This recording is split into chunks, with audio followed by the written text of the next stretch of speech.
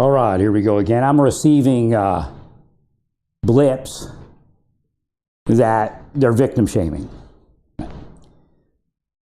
Human sexuality, we'll go back to that. Oh, actually, I want to turn something down and then turn something else up.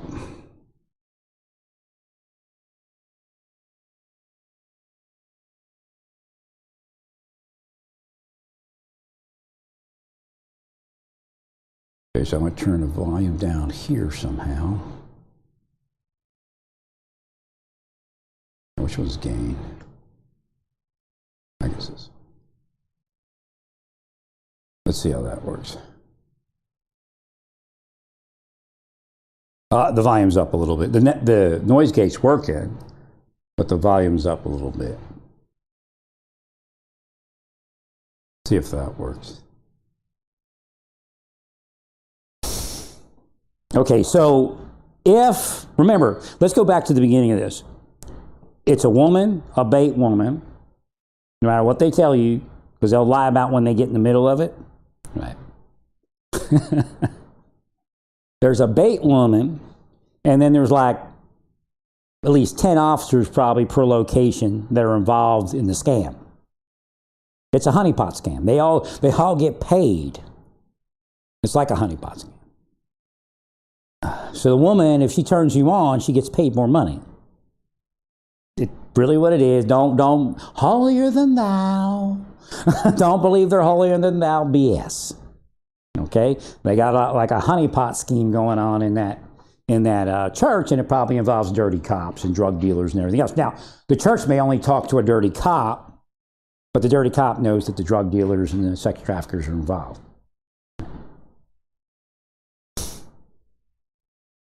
So how does human sexuality work? How do sex cults work? They're a sex cult, but the effectuations are different. They're going to deny the victim sex while sexualizing the victim to cause masturbation. So when I was in the government, they would all talk about the porn squad. I didn't know anything. I was asleep, so naive. They talk about the porn squad being weird. Well, one of the porn squad women, I speak about her, Jonathan Luna's girlfriend, put her sexuality out there. Now, they didn't know how to speak about it. I would have been out with it. I would explain metaphysics to the House and the Senate, or the House. I guess the House had a hearing. I guess the agents just, or the person presented that statement from the agents where she was putting her sexuality out there. Thought that maybe the House would know what they were talking about. And maybe did, again.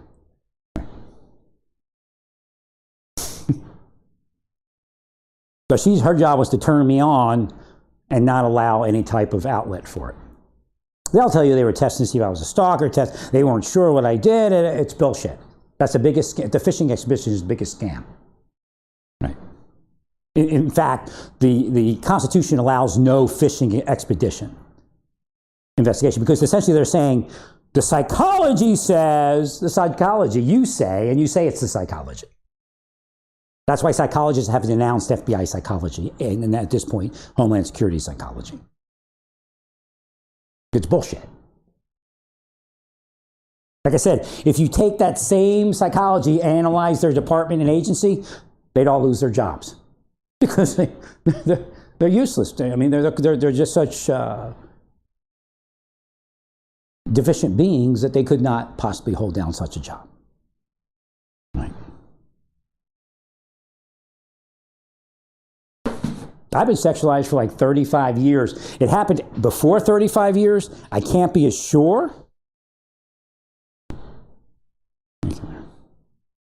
Actually, maybe it was even longer at 35 years at this point. Right. We agree. Actually, it is longer than 35 years. What I'm getting at, it happened at Fort Campbell, Kentucky, and I can't be sure about that one. But looking back, it's the same bait operation. Correct. I'm telling you, it spells. They're trying to sexualize their victim. In other words, if they weren't in the way, a real woman would find their way in, and I would have been married. So when I went to Korea, what happened? Whoops, they're not there anymore. Back then, they didn't have that reach. Again, if I'd have went to Tongdujeon, if I'd have stayed at a REMF, a rear echelon person, Probably, but up at the Z, up on supporting the Z, we weren't directly on the Z. We were behind the Z. My job for at least 7 months there, I guess, or so, was to blow up the bridge so that North Korea couldn't get across the Imjin if it were needed. And one of the strangest things in my life, when I was in the military, we were on a training exercise somewhere in that area, Munsan area. And the sirens went off. And when the sirens go off, we got to get in our truck and we got to haul ass to the bridge. And then I got to go out on the bridge with a detonator. Oh, no, I don't go out with it. The sergeant, I was an E4 then. Right. The sergeant had the detonator. It was Sergeant Ortia. No, it was not Ortia. Sergeant Ortiz, I think his name was. Sergeant Ortiz had the detonator. I would go out on the bridge, climb down to wherever I had to be. I can't even remember what it would look like. And then I would take the wires and connect the wires. Because already pre-primed, you just had to connect the wires down at the, down at the dead man's mission. Right. There's no way to survive it. And then I would go back to Sergeant, or if I could make it. Sergeant T might go, boom, boom, boom, boom, and that's it. We both die anyway, so. Right. The safe distance was like 2 miles or something like that. I mean, something crazy.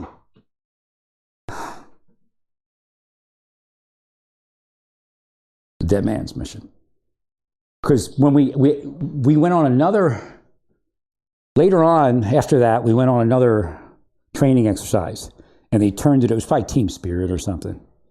And they actually turned it over to the Z, the grunts on the Z. And the lieutenant was like, I was trying to explain to them that you're not going to survive this mission. He said, I don't think they were getting it. All right.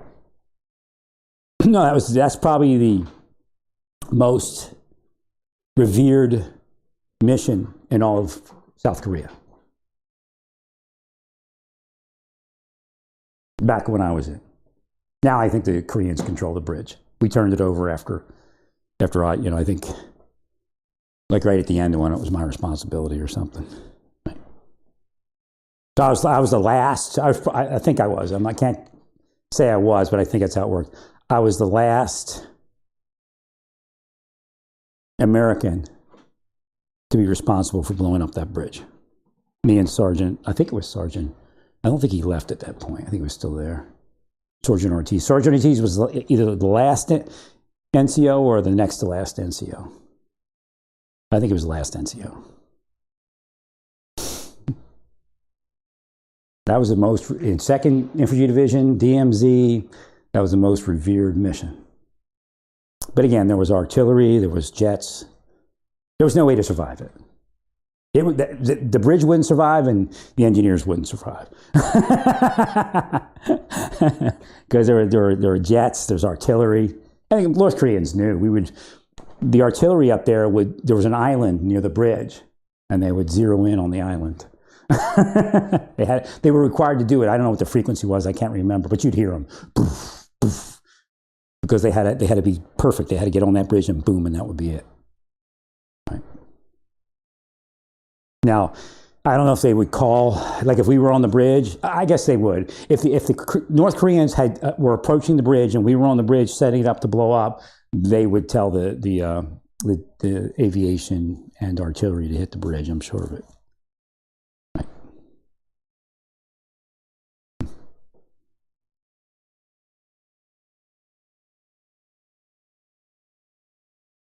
So even in peacetime, my life was in danger every day that I was assigned that mission. I was a dead man. But you're not going to tell me who you all are. And try to sully my name all day for 35, 45 years.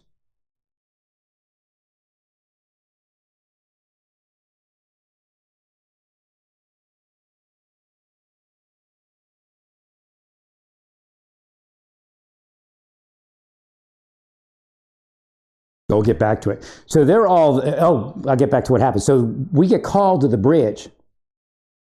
And usually there's nobody on a bridge. Was there anybody on a bridge? I don't believe there used to be anyone on the bridge. Right, because it would just Well, there was Americans on the bridge, right?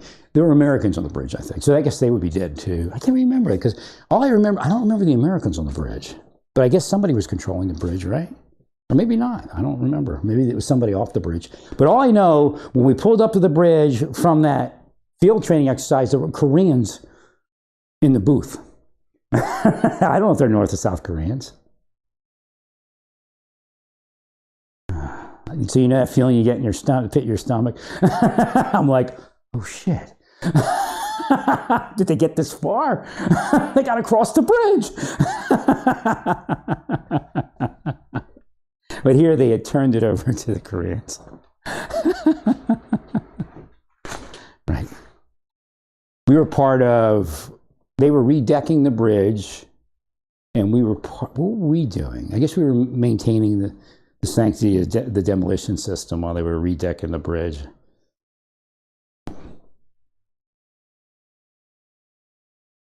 So the way it works is the victim is psychologically, physically, and metaphysically being forced to be sexual. Again, the force of psychology of the CIA, that exists. We know it exists, whether it's the CIA or not. Blocking any, again, the scripture has ways, and this is the part, you're anti-scripture. Because it's what you're doing is you're part of a system that stops me from finding a woman to marry. And then, right, just cause fornication. How do you cause fornication to flee? Get married. Right. That's really it. You're saying in that church that it's good for man to be alone. You're anti-God. You would do anything and everything they told you to do to me. Why? Because they're going to give you $1 million house somewhere and make you president of something in Salt Lake City. The perfect church to use for Satan. They got like 9,000 offices. Probably more than that. Probably about 30,000 offices. All right. They give him a position. Not to say everybody who's a position is one of these people, but that's the goal. The goal is to work the beast into every position in the LDS church.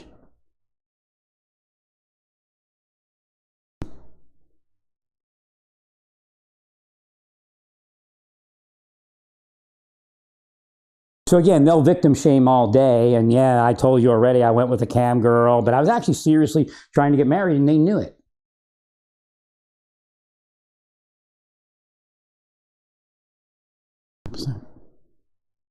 If I was actually going just to have sex, they'd let it happen. But they let it happen once, and the woman would have married me if they hadn't gotten in the middle. They know it. She was just blown away on the first date. Why? Because I said, let's get these two people together. Of course, they'll say she's too young. She was 24, and I was like, 37 or something like that.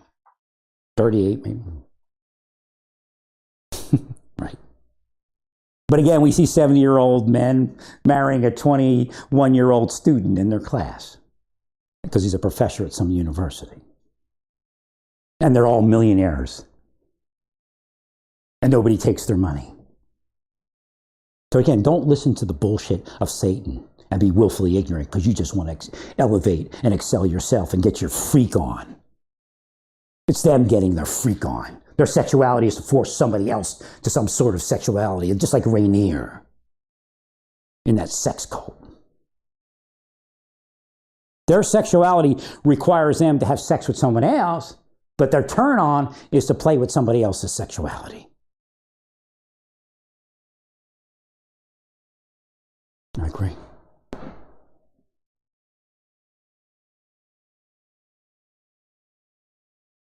And the level of demon that they are, even if they're doing something honest and attracting a man as a 14-year-old girl, what do you think they're doing? They're possessing the person's mind. It's not like, oh, here's your free choice. So they're actually the one that pushes a man over. And again, now we have citizens. Or theoretically citizens. Who knows? It could be illegals too. They're sitting out there on YouTube, and they're going to run an operation. Meanwhile, there's 10 people behind the scenes that shut down the life of their victim. Because why? Because the people I speak about want to legitimize what they're doing. Right? So all of a sudden, that man has no outlet for life, liberty, or happiness, or marriage. They keep spelling little girls, little boys, little girls, little boys. They actually take turns.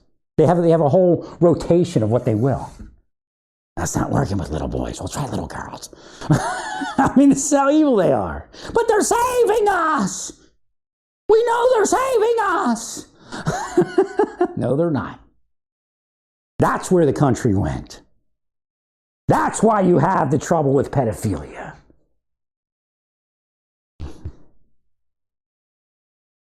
Because the devil's in the government and the devil's in the church get off causing somebody else to be a pedophile or to be a bestiality person. I told you when I was in the government, them 6 sons of bitches would sit there with the guy that would interview people for the state police. Now I'll tell you, the guy that does that, dumb as a box of rocks. Bonehead. Not a bad guy. I've helped him in life.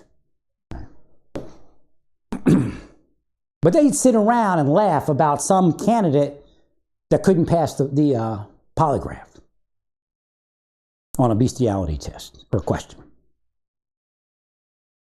Now, I know how metaphysics works. Every last one of them willed that up.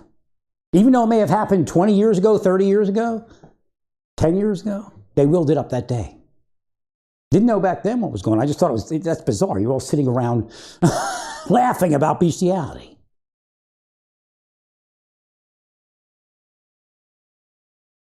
Larry wasn't like the other deputies. Right. It's a sex cult, man. So devil's coven. It's beyond a witch's coven.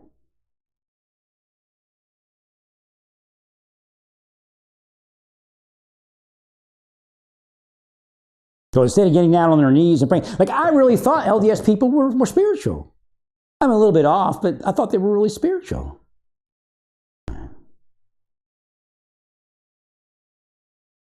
It's a scam. They have handlers in their church, and their handlers are part of the Rainier-type sex cult that I explained. Now, they may have had sex, and that may be why they're in it, but they're definitely messing with other people's sexuality. Not testing anyone. That's the scam. Remember I told you when I was in the academy, the scam was, well, we're going to go study. Like a married woman and a married man, we're going to study tonight. They'd go off and have sex. You knew it. You just knew it. Like if you were an honest person, you'd be like, oh, we're going to have sex.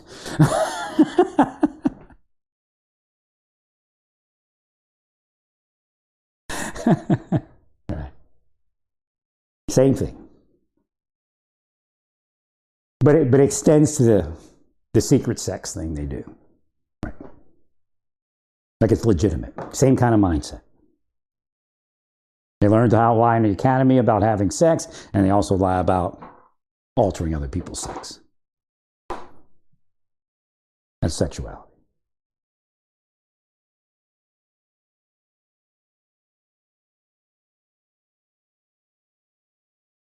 They figure if nobody knows the metaphysic, or nobody can talk about the metaphysic, then they're okay, right? No, they'll go to hell. We're not going to hell, brother. I'm a president of a statewide stake of Kansas, or whatever they call that darn thing. It's like, you got to learn the rank and structures like in the Army. Is it a battalion or what's a brigade? You remember when you first got in the Army? Is a brigade bigger than a battalion? Is the stake bigger than the ward? Now, is there several different levels of stake? A state stake, a local stake? Am I got it right? But you're the president of this. Yes, sir. Yes, sir. No, sir.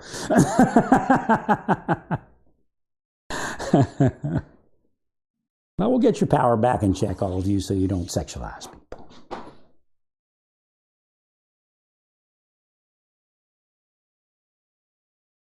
Who are we?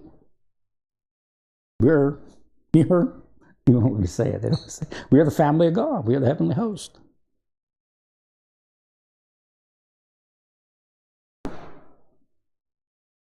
Yes, Mr. Oakes, your church flunked the test and is still failing. No, I don't test people. God does. I just try to live my life.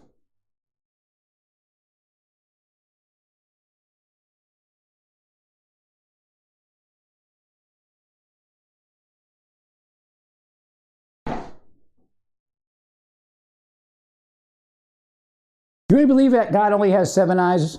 You believe that? God said, if I only had 7 eyes, you'd be one of my eyes.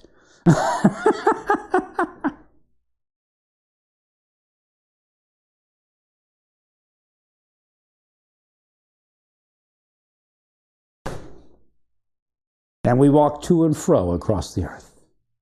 It's in the Bible. It's in the public notice. God told you he's got eyes that walk to and fro across the earth.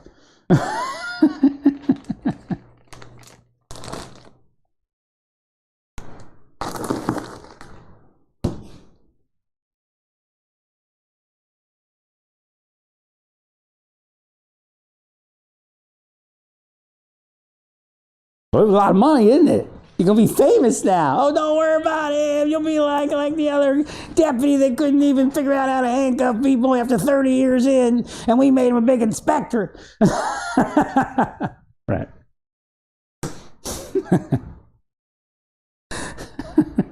Right.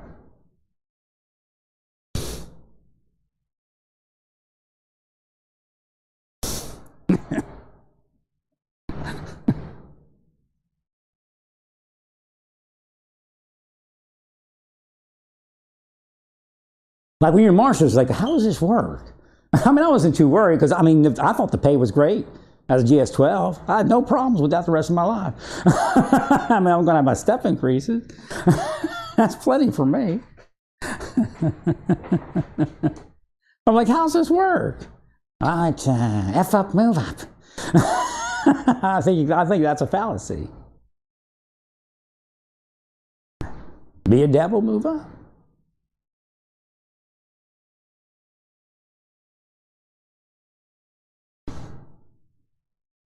Agreed.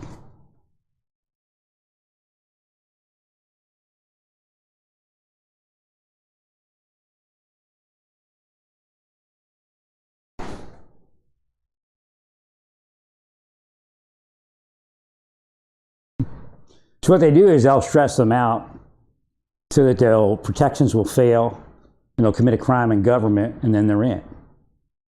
Because after they commit the crime, they extort them to harm people and then they do it.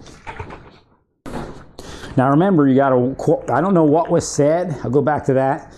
Caution the agents, especially ICE, not to say anything like that. There's just no use in doing it. There's no valid purpose in that. And now, if you're interviewing,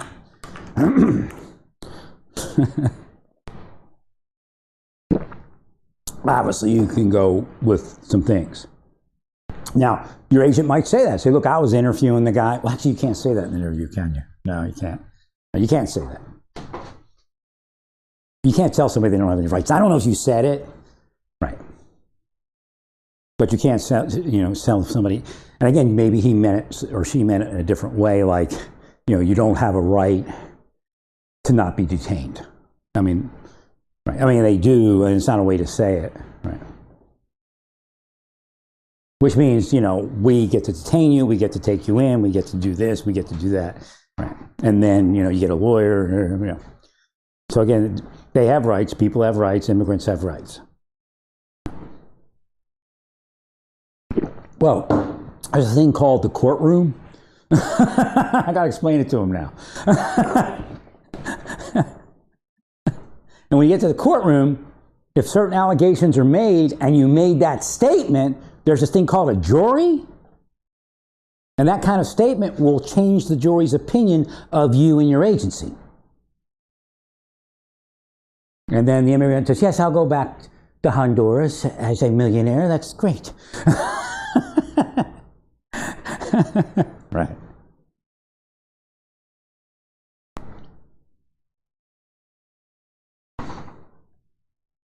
So again, you have to be just official, just be respectful. I mean, there is, you know what? You people just don't know how. I mean, again, when you interview, you're disrespectful. Right? There's a point where you get disrespectful, right? When it serves a purpose, right? But just be respectful. I mean, it's a bad situation. Again, you know, God can cause like if you're an ICE, you're not going to be born in hell as an immigrant and have to go through immigrant stuff for like 150 years. Every day is a new immigrant scenario. But if you're snooty about it, God could do that. Your afterlife may involve you being an immigrant. Again, we have laws. We're going to apply those laws. We're going to get everything back in order. Do legal immigration. That's something separate. Right, but there's no reason to be a jerk about it. Right. Now you got to be physically strong and go through those processes where physical strength is required. You have to interview. Sometimes when you interview, you're going to be a jerk. Right. Good, especially in good cop, bad cop scenarios, because they may not know it. You know, the ICE guy comes in, total jerk off. Right. Then the other ICE person comes in, and like, oh, how you doing? If you need something, you hungry? Need some drink? Because they're trying to get you to say something. You know, maybe give up some information. Like you won't give it up to the first person, but you'll give it up to the second person. If the first person didn't exist, then the second person wouldn't have possibly gotten the information either. But again, those scenarios are specific scenarios. Right. Or be a jerk to you to see how you react. You might say, you know, that you murdered somebody and they deserved it. Right. They're not doing that to me. Again, that's a scam that they use. Oh, we have to do this because we got to get to the bottom of this case. But what they're doing is they're psychologically destroying their victim and physically destroying their victim. At this point, it's a sure thing. Been a sure thing for probably 20 years at least. Right.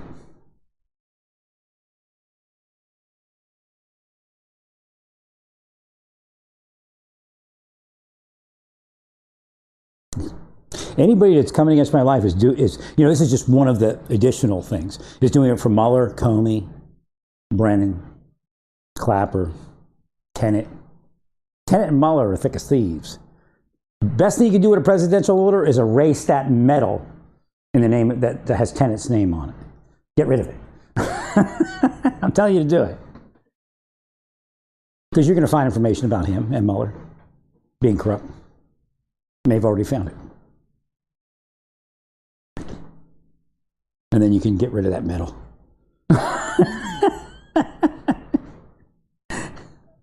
Change the name of the medal, actually. Retro, you know, back to the beginning of the medal. Call it the, who can we call it? Who can we name it after? Headset doesn't find somebody to name the medal.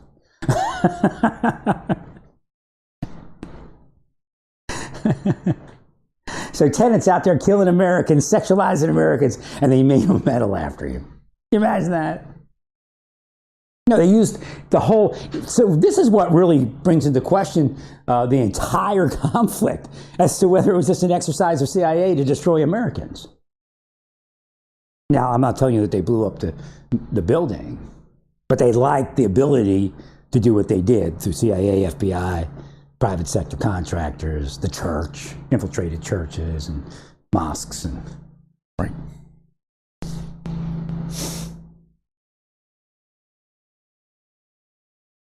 That's what empowered the deep state was 9/11, beyond its wildest dreams. Right.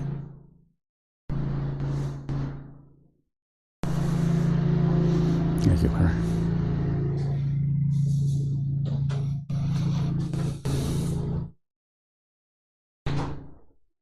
Tenet's a disgrace, man. Get rid of that medal. Be with he's Mueller's buddy. He's the one who taught Mueller all the bullshit. Him and that guy before him. Who was the guy before him? He turned on Trump, didn't he? Became a government witness.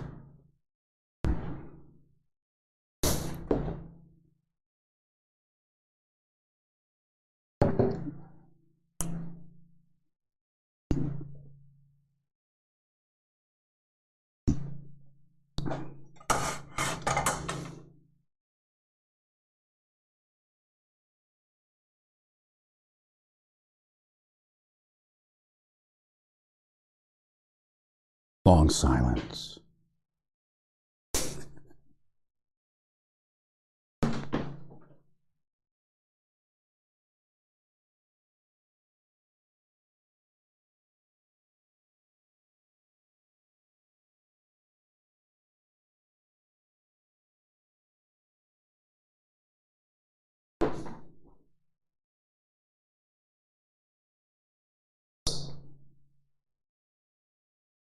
You want me to stop here? You want to go get something to eat? You want to get something to drink, all of you?